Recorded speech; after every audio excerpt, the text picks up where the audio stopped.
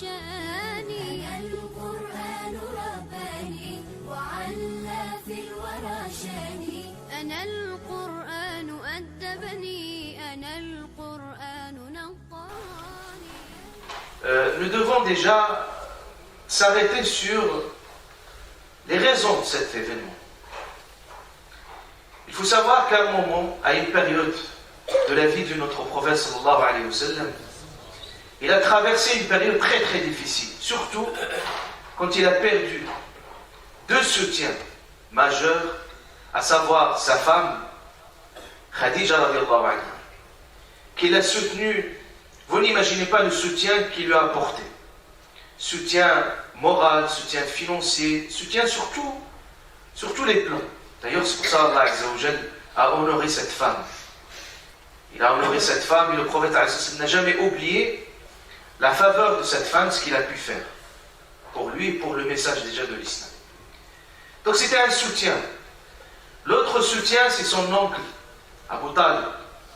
Malgré qu'il n'était pas musulman, mais il avait de l'empathie, de la compassion, et il a voulu absolument soutenir le prophète sallallahu alayhi wa sallam dans sa mission.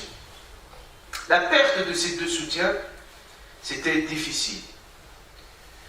Donc ce qui fait, les Mécois vont profiter de ces moments de fragilité, et le prophète sallallahu alayhi wa sallam pensait énormément.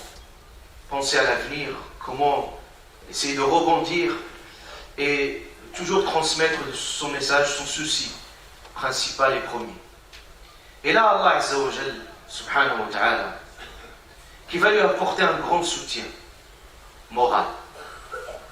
Et il va même l'inviter, une grande invitation, auprès de lui, subhanahu wa ta'ala.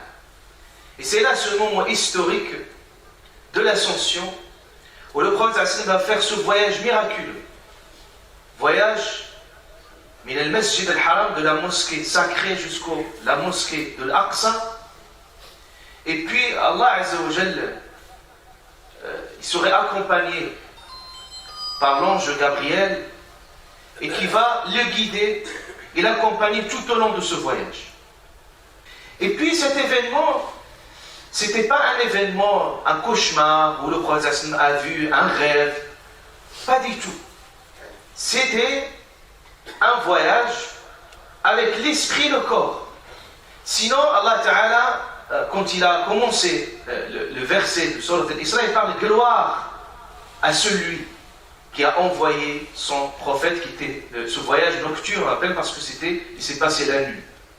La gloire, quand on exprime une gloire, quand on dit Subhanallah, gloire à Dieu, c'est toujours dans les moments magiques, dans les moments impressionnants, dans les moments impressionnants. Et d'ailleurs, parce que cet Isra, si c'était juste un rêve, ça n'aurait pas toute la symbolique, ça n'aurait même pas, vous savez que cet événement-là, il a bousculé les consciences, au point que certains, ils ont renié même l'islam. Au point que certains n'ont pas compris, ils se disaient qu'est-ce qu'il dit. Quand le prophète leur raconte ce qu'il a vu, ce qu'il a pu observer, tout le monde il disait, bon, ça c'est de la folie, c'est pas vrai, c'est invraisemblable, c'est impressionnant, personne ne croyait. Vous savez, c'était Siddiq qu'on appelait Abu Bakr, le véridique. C'est suite à cet événement, quand on lui a touché un mot, on lui a parlé, regarde ton ami, qu'est-ce qu'il dit, qu'est-ce qu'il raconte. Et puis il a dit, j'y crois fermement, je crois plus que ça. C'est vrai ce qui s'est passé. Et puis Allah Ta'ala dit ça dans le Coran clairement que cet événement-là, c'était une fitna pour An-Nas.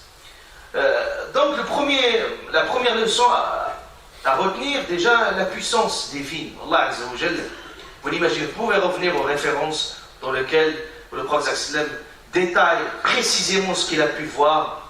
Il a pu voir pratiquement, c'est comme Allah Ta'ala lui a plié le monde entier, l'au-delà qu'il le voyait dans des événements très très importants. Vous voyez le paradis, vous voyez l'enfer, vous voyez tout ce qui se déroule dessus, en voyant des événements très très précis.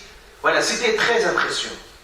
Et il s'est passé en un clin d'œil, c'est inimaginable. Mais là, la puissance d'Allah subhanahu wa ta'ala est là. Quand il s'exprime, il ne faut pas se demander ni le comment ni le pourquoi, parce que la puissance d'Allah Azza wa Jal dépasse l'entendement et dépasse aussi la capacité de discernement et de compréhension humaine. L'autre événement, c'est que ça montre وهذا الحدث يدل على مكانة المسجد الأقصى. Et ça démontre également l'importance de la mosquée de l'Aqsa, qui reste une mosquée qui a toute sa sacralité dans nos consciences musulmanes. Également dans le choix quand il y avait un événement, quand l'ange Gabriel il accompagnait le prophète, à un moment il lui donnait le choix entre le vin et al-laban, le lait. Et puis le prophète il a choisi le lait, il lui dit, l'ange Gabriel, tu as choisi al-fitra, la nature pure, pour lui dire aussi que cette religion aussi, l'islam symbolise cette nature pure de l'humain et que l'islam répond déjà aux besoins le plus profond de la nature humaine.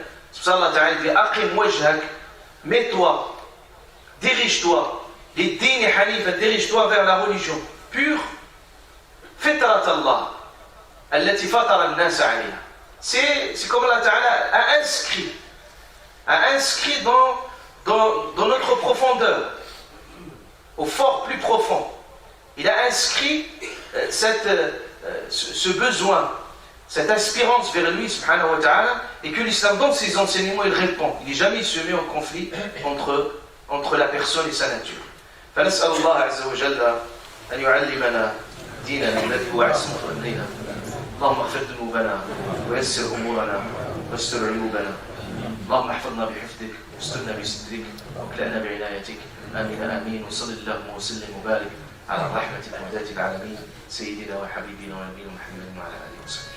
يسري في شراييني ووجداني أنا نبت بحفاظ جليل القدر والشان لهم نور يعانقهم يضاهي شمس أزمان